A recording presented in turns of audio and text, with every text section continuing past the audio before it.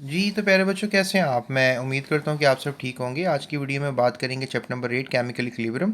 और आज का हमारा टॉपिक रहेगा क्विक चेक 8.6। और इसमें एक ही क्वेश्चन है, इसको सॉर्ट आउट करते हैं।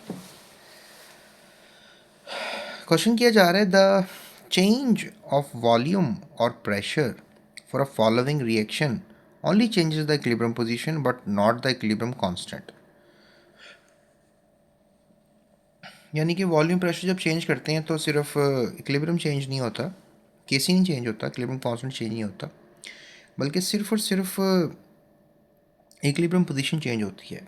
How the direction of a reaction changes for each of the following reactions. तो डायरेक्शन ऑफ अ रिएक्शन जो है वो कैसे चेंज होती है।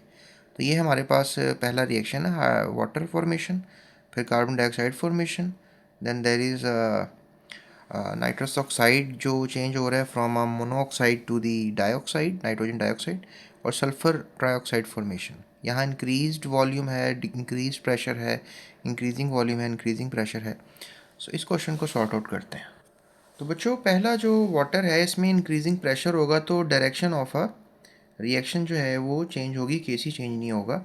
According to Le Chatelier principle, if the pressure is increased on equilibrium system, then it will decrease its volume. Pressure increase, definitely volume decrease. क्या ख्याल है? ऐसे ही है ना?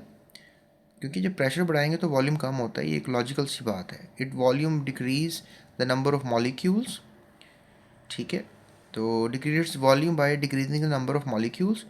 The in the given reaction, जो ये रिएक्शन है,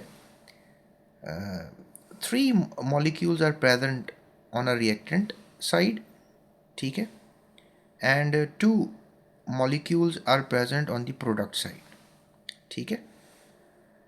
So when pressure increase, the equilibrium will shift in forward direction to decrease the number of molecules, ठीक है। तो ये आपने याद रखना है कि जब आप प्रेशर बढ़ाएंगे तो फिर ये आपने बात बतानी है शिफ्ट इन फॉरवर्ड डायरेक्शन, तो रिएक्शन फॉरवर्ड डायरेक्शन में शिफ्ट कर जाएगा। अब दूसरी कंडीशन जो है वो देखते हैं। इसमें हम इंक्रीजिंग वॉल्यूम कर रहे हैं। Generally the volume increase by increase the number of molecules. जब मॉलिक्यूल्स बढ़ाते हैं तभी किसी भी गैस का वॉल्यूम इंक्रीज करता है। Number of volume increase by increasing number of molecule, यानी कि आप जब मॉलिक्यूल बढ़ाएंगे तो वॉल्यूम बढ़ जाएगा। In the given reaction, 3 molecules are present at the reactant site and 2 molecules are present on the product side. According to Le Chatelet's principle, when the volume increase, जब volume बढ़ता है, the equilibrium will shift to the backward direction. जब volume बढ़ाएंगे तो equilibrium backward direction में जाएगा. Increase the number of molecules. To increase the number of molecules, ठीक है, ताकि ये जो number of molecules हैं ये बढ़ जाएं, ठीक है। उसके अलावा अगर हम देखें इंक्रीज प्रेशर करते हैं, जैसे हमने पहले रिएक्शन में देखा था। Again according to Chalter's principle, if the pressure is increased on an equilibrium system, then it will decrease its volume by decreasing the number of molecules.